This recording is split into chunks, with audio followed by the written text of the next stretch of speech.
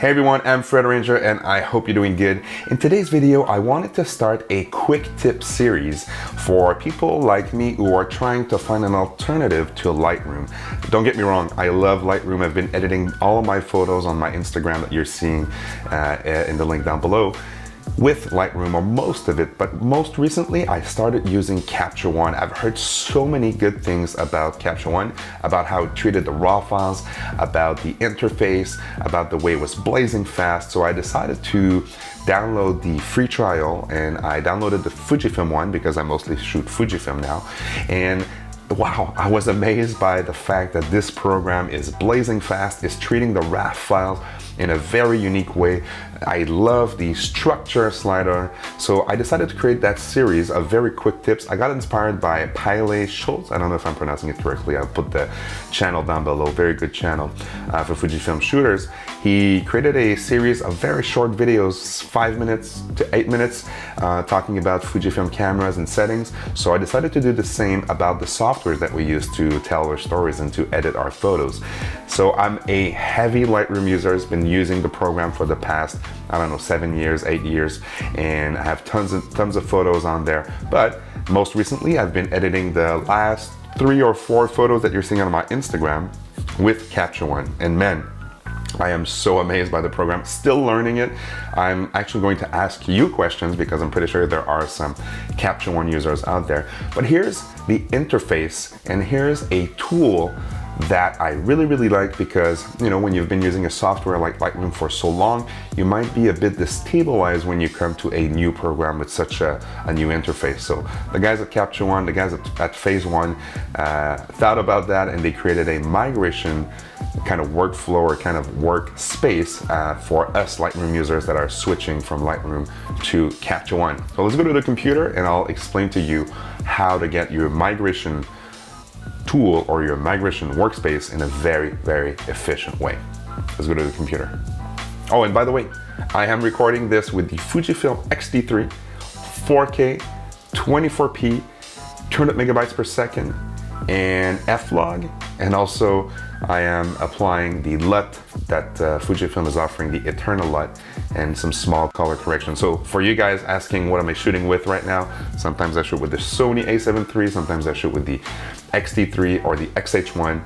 Again, I am all about trying cameras, so there you go for your camera nerds and people who want to know what I'm shooting with. But let's go to the computer to talk about Capture One. So we are now in the computer, and what I want to show you is a very simple way to go from Lightroom, whatever version you're using, and apply kind of the same layout to Capture One version 12 that I have here, so you can actually easily migrate from one to the other. I'm opening the software here, and while it's loading, I want to tell you why I actually am considering switching to Capture One. The first one is the way it treats the RAW file. This is a RAW file from my Fujifilm XH1, and I just feel that when I used Lightroom to treat the RAF files, so the RAW files from the Fujifilm cameras, I always found that the actual grain and the sharpness was a bit off from what I was seeing in the back of the camera. So I first heard about, you know, Capture One treating RAW files a bit differently through various YouTube videos that I was watching, and I wanted to try it for myself. And oh man, I mean, if you look at this file right here, I added some grain. So the grain that you're seeing there is a stylistic choice, and this was not generated by the camera. I added it through Capture One. But look at the sharpness of this file. This is a file that was shot again on the XH1 without any filters applied. This was a RAW file, of course. And one thing that I applied was structure. And this is something that I haven't actually found an equivalent in Lightroom. And just the way it treated the actual definition of the eye and the micro contrast between, you know, the hair and the hat, that is something that I think is really unique in the engine that's propelling or powering Capture One, at least version 12. I haven't used versions before.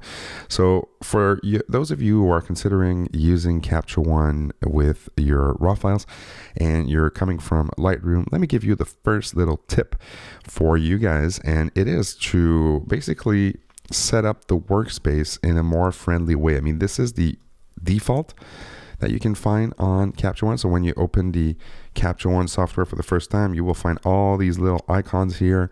If you roll over, you'll see what these guys do.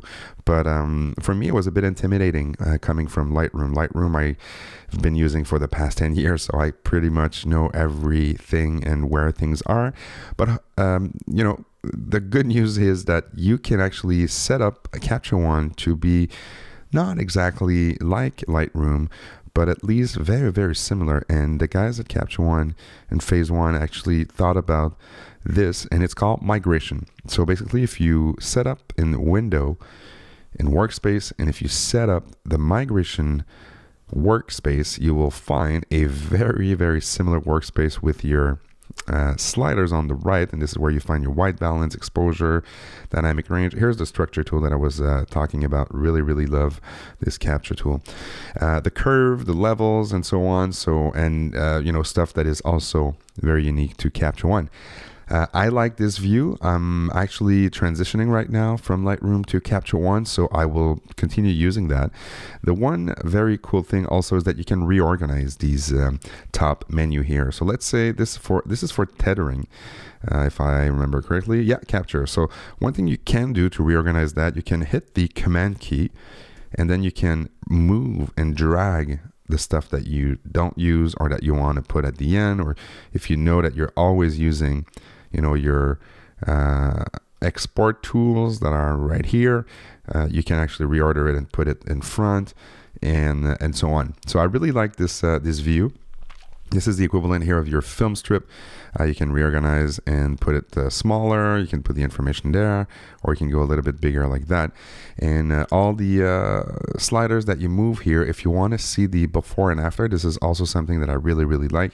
You can actually click on the name of the slider, and it's going to give you the before and after. So if you look here, let me actually zoom a bit here and show you the famous structure tool that I really like in Capture One.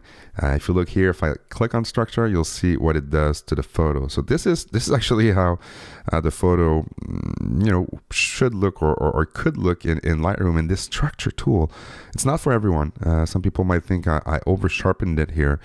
But once it's you know, on Instagram or Facebook, the way the algorithms are crunching our photos on these networks, you don't really see that level of detail. So I really like that structure tool. Look at what it does to the hair. It gives it life. It gives it soul.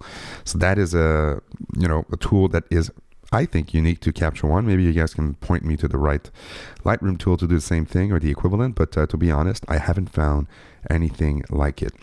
So that was a quick tip for Capture One. If you want to migrate from Lightroom to Capture One, I really entice you to go and see the workspace and click on migration. You'll be able to find your way a little bit easier in this software that is not an easy one to use, to be honest. I'm still learning a lot. I'm going to point you to some channels also where you can go through webinars and where you can, you know, some power users of the platform. But one thing that I must admit is that it is treating the RAW files very efficiently and a bit more pleasing than when I use the RAW files in Lightroom. So if you have any questions, put them in the box down below. If you like this video, give this video a thumbs up. And if you want another video on Capture One, you can click the bell notification right under this video, and you'll know the next time I drop a video about this cool software that I'm planning on using more and more. I've been Fred Ranger. Be happy, enjoy life, and enjoy your softwares. Cheers.